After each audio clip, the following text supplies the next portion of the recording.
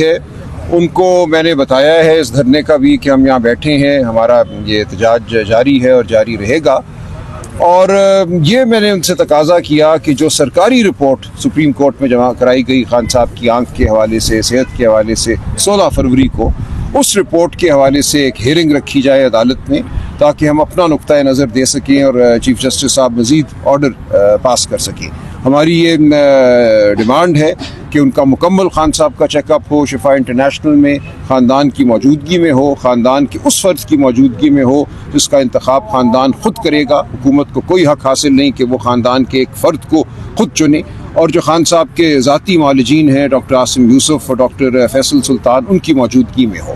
تو اس حوالے سے ایک درخواست ہم نے دے رکھی ہے، اس درخواست کے حوالے سے رجسٹرار صاحب نے کچھ مجھے مزید کرنے کو کہا، ایک تکنیکی عمل ہے وہ بھی ہم انشاءاللہ پورا کر دیں گے۔ میں فی الفور جا رہا ہوں، لطیف کھوسہ صاحب اس مقدمے میں ہمارے وکیل ہیں، تو ان کے چیمبر کے ذریعے ایک جو تکنیکی ایک عمل ہے جس کو پورا کرنے کا کہا ہے رجسٹرار صاحب نے، وہ ہم کر دیں گے۔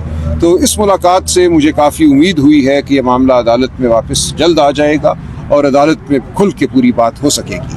تو آج ہم نے یہ پیش رفت ضرور کی ہے، اور انشاءاللہ کل ہم پھر یہاں موجود ہوں گے۔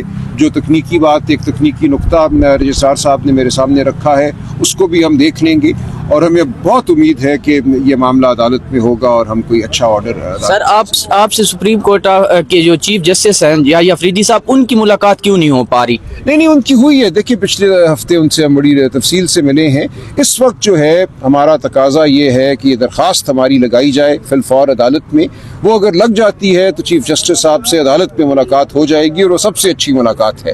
عدالت میں تو کوئی حکم پاس کر سکتے ہیں نا، تو ہم عدالت میں ہم ان سے انشاءاللہ ایک ایسا حکم لیں گے جو قانون کے مطابق بھی ہے اور جو انسانیت کے تقاضوں کے مطابق بھی ہے۔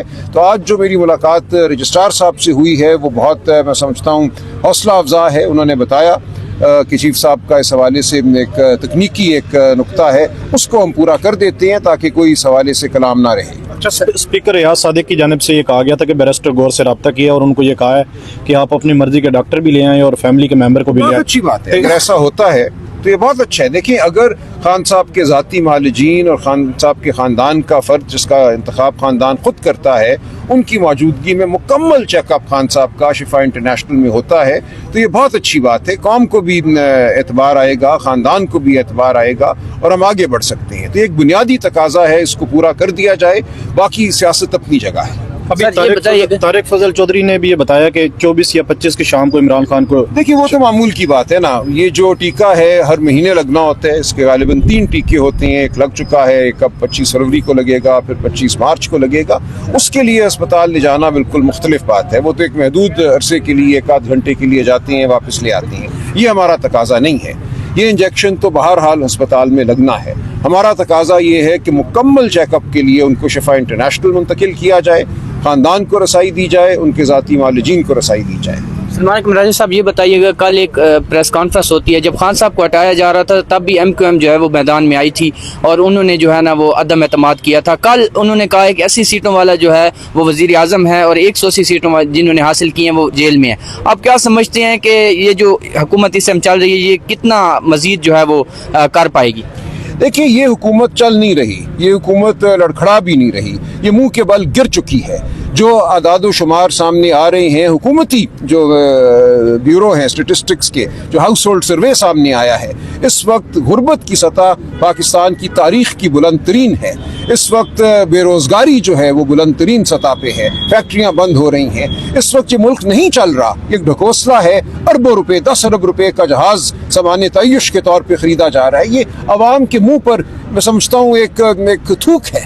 تو ہمیں اس نظام کو ختم کرنا ہے۔ یہ جھوٹ کا نظام ہے، یہ فراڈ کا نظام ہے جو فراڈ کے ذریعے پیدا ہوا، اس کا عوام سے کوئی تعلق نہیں ہے۔ ملک میں دہشت گردی عروج پر ہے۔ جب تک عوام کے حقیقی نمائندے اس عمل کا حصہ نہیں ہوں گے، جیسا خان صاحب کہتے ہیں کہ جو پختون عوام کے حقیقی نمائندے ہیں ان کو بیٹھنے دو، ہمارے جو عمائدین ہیں، قبائلی عمائدین ہیں، اس جانب بھی سرحد کے اس جانب بھی سرحد کے، ان کو بیٹھنے دو۔ افغان حکومت سے وہ لوگ بات کریں جن کو عوام کا اعتماد حاصل ہے، تو یہ تمام معاملہ آگے بڑھ سکتا ہے، اس پورے خطے میں خوشحالی آ سکتی ہے۔ ہم نے پختون عوام کو خوشحال دیکھنا ہے، بلوچ عوام کو خوشحال دیکھنا ہے، پنجاب اور سندھ کو خوشحال دیکھنا ہے، اس کے ساتھ ساتھ افغان عوام کو بھی ہم نے خوشحال دیکھنا ہے۔ جب जब तक पूरा खित्ता खुशहाल नहीं होगा या अमन नहीं होगा, ये तभी मुमकिन है जब आवाम के हकीकी नुमाइंदे हुकूमत में हों। फॉर्म 47 से ये मामला आगे नहीं बढ़ेगा।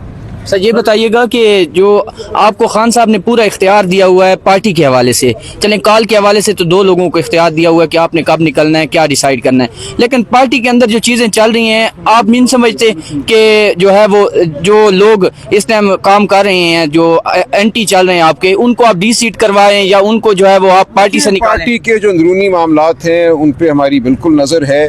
हमारे पार्लिमानी लीडर हैं शाहिद भाई, ये खड़े हैं, आमिर डोगर साहब हमारे साथ थे, अलामा नासिर, चकजई साहब, हम सब की नज़र है। और जो कुछ पार्टी के अंदर छोटी मोटी एक खुड़बुड़ होती है उसको किसी हद तक हम बर्दाश्त करते हैं, लेकिन एक हद से आगे बढ़ गई तो बिल्कुल बर्दाश्त नहीं किया जाएगा। लेकिन ये पार्टी का अंदरूनी मामला है, आप इसकी फिक्र ना करें। आखिर में बताइएगा कि एक जानिब 10 अरब का जहाज का मामला, दूसरे में फायरवॉल के हवाले से मुबैना तौर पर 30 अरब रुपए का देखिए, सामने आया है। अरबों हार रुपए का नुकसान किया गया इस मुल्क का, सिर्फ इसलिए कि आपकी मेरी आवाज़ घोंटती जाए, सिर्फ इसलिए कि हम मालूमात हासिल ना कर सके। इन फायरवॉल्स का मकसद सिर्फ ये था कि जासूसी की जाए, हमारी जो बात है उसको सुना जाए। इस मुल्क को एक जेल खाना बना दिया गया है, यहाँ कोई भी किसी वक्त उठ सकता है, गायब हो सकता है, आपकी मेरी गुफ्तगू महफूज नहीं है, झूठी गुफ्तगू हम पे लगाई जा सकती है, झूठे बयानिए बुने जा सकते हैं। तो मुकम्मल तौर पे इस वक्त फ्रॉड का समा है। तो ये जो कुछ हुआ ये बेवकूफ़ी थी, इस बेवकूफ़ी ने बहरहाल ख़त्म होना था। आज के दौर में आप नहीं कर सकते, आपका गला मेरा गला नहीं घोंटा जा सकता। हमारी ज़ुबान बहरहाल आज़ाद रहेगी, हम हक़ की बात करते रहेंगे, आप भी करेंगे, मैं भी करूँगा, शायद भाई करेंगे, हम सब करेंगे।